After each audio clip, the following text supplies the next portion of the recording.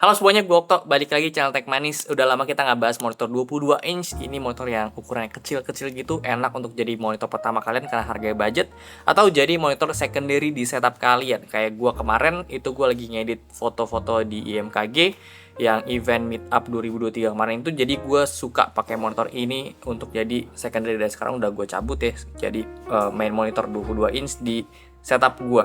Enaknya monitor 22 inch ini emang bisa jadi backup monitor untuk tambahan kita pas lagi kerjanya itu lumayan overload ya, dan butuh multitasking yang benar-benar banyak banget. Jadi untuk kondisi-kondisi darurat kayak gue kemarin itu kepake banget, atau emang pengen jadi ya udah 2 monitor aja di setup kalian juga nggak masalah kalau meja kalian itu lumayan gede, karena gue di sini meja terbatas. Udah kepake sama speaker eksternal kayak gini kanan kiri, jadi gue agak kurang nyaman juga untuk pakai monitor 2 gitu, atau 2 monitor. Jadi kita fokus untuk ngebahas full dari monitor 22 inch ini, punyanya Acer, namanya EK221QH. Oke, ini monitor yang gue gunain untuk productivity, jelas kayak kemarin edit-edit foto, dan gue ngedit video Reels TikTok juga gue pakai monitor ini belakangan kemarin ya. Dan untuk main game casual pun gue masih bisa pakai monitor ini. Ini monitor spesifikasinya udah 1080 atau Full HD, panelnya VA, refresh rate udah di 100 Hz, kontras rasio udah di 100 juta banding 1, color gamut ada klaim mereka itu di 99% sRGB, tapi nanti kita akan cek juga ya.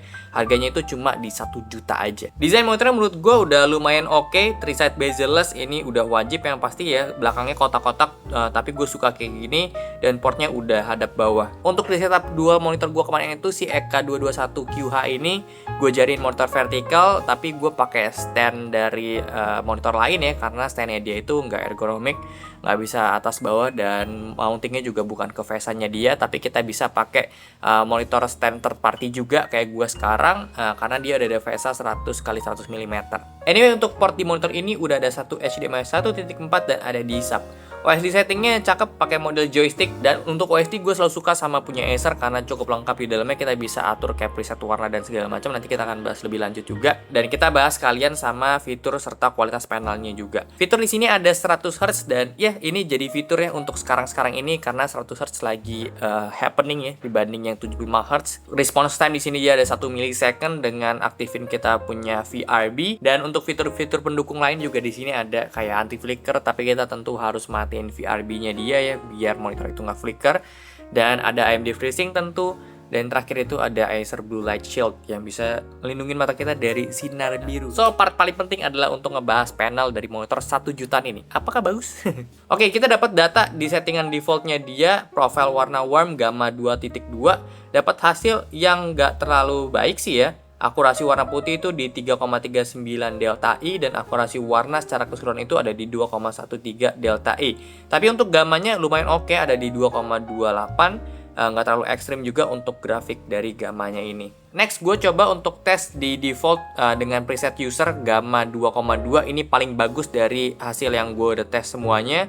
Untuk settingan defaultnya dia dengan akurasi warna itu di 1,68 delta I, dan gamanya itu ada di 2,26. Jadi akurasinya dia paling oke sih dari yang lainnya. Dan bahkan settingan default pakai preset user tadi itu lebih bagus hasilnya dibanding pakai preset sRGB-nya dia. Karena kalau misalnya kita lihat datanya sRGB, akurasi warna itu masih ada di 2,12 ya untuk rata-ratanya. Dengan gamma itu dia ada di 2,26. Jadi akuratnya masih akurasi preset default pakai user ya. Nah, jadi gue langsung aja coba kalibrasi di settingan default pakai preset user gamma 2,2 dengan target brightness itu ada di 200 nits. Datanya ini udah cukup oke, gamutnya surprisingly kita dapat di 95,7% sRGB, 70,3% Adobe RGB, dan 73,2% DCI-P3. Nah, menariknya kalau misalnya kita lihat data monitor udah pernah kita ambil pakai Calibrate ini, si Acer EK221QH itu secara color gamut ada di posisi kedua, di bawahnya XV242. Jadi ini dia punya color gamut itu udah lumayan oke ya. Dan untuk hasil kalibrasinya di sini ya so-so, udah bagus di bawah 1 delta I, dengan rata-rata warna itu ada kita dapat di 0,83 delta I, dan untuk akurasi warna putih kita dapat di 1,26 delta I. Dibanding dengan beberapa monitor udah pernah kita tes secara akurasi warna keseluruhan, sebenarnya ini ya oke-oke aja. Yang jadi masalah itu ada di warna putihnya dia, dimana dia masih ada di angka 1 ya, 1,26 setelah dikalibrasi. Dibanding dengan beberapa monitor lainnya, itu udah di bawah 1 semua. Yap, kalau kita lihat dari data tadi, emang ini bukan monitor terbaik ya, tapi kita bisa ingat ini monitor yang cukup budget, dan purpose-nya di awal juga tadi gue bilang ini cocok untuk jadi monitor pertama kalian karena harganya budget. Dan untuk kebutuhan gue juga ini monitor jadi monitor secondary aja, untuk ngebantu gue dalam productivity, multitasking. Gue masih oke, masih bisa enjoy untuk ngedit foto pakai monitor ini, dan hasil juga nggak terlalu jauh dari device yang lainnya juga. Jadi menurut gue masih oke lah ya, masih bisa gue terima. 1 juta udah dapat 100 Hz, menurut gue ini udah enak banget sih. Kalau misalnya kalian kerja capek juga kalian bisa untuk main game casual nggak ada masalah, karena lebih smooth dibanding yang 75 Hz atau di bawahnya lagi. Memang minusnya ini monitor masih VA, panelnya belum IPS, dan gue tentu akan lebih happy kalau ini panelnya IPS dengan harga segini. Dan terakhir, untuk monitor 22 inch harga 1 juta ini kita udah dapat privilege yang enak dari Acer. Kita dapat 3 tahun garansi panel, 3 tahun garansi spare part, dan 3 tahun garansi service juga. Jadi ya segitu aja sih yang bisa gue bahas dari monitor Acer EK221Q_H ini ya.